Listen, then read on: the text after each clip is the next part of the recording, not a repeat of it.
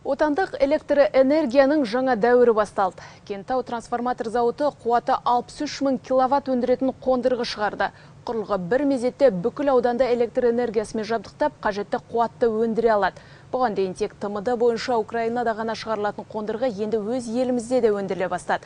Бүгін осыған орай аталмыш зауыттың базасында электр жабдықтарын өндіруді дамыту тақырыбында халықаралық конференция өтті.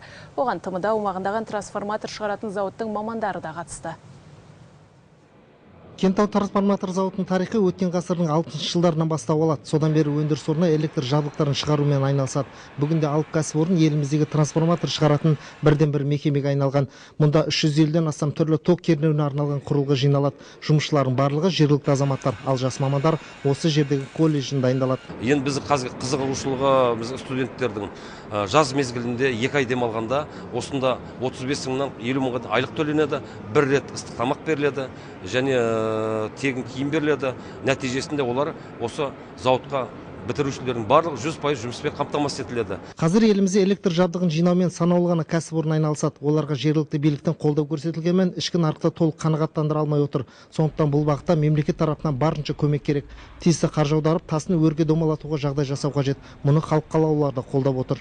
Менің ойымша біз бұл ақшаны егер шынында да оларды сақтаймыз десек, көбейтеміз десек, мынандай өндіріске салуымыз керек. Себебі олар шығаратын тауарлар әрқашанда оларға сұраныс болады, олар әрқашанда тиімді бола береді.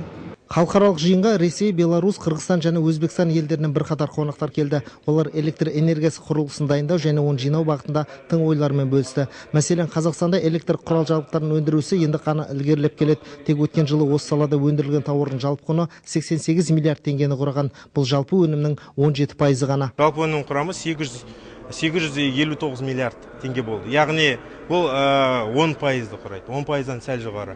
Жаңа айтылып өткендей 17%-ды нақтылап айтты. Оны ремонтты қосқанда, сервисті қосқанда.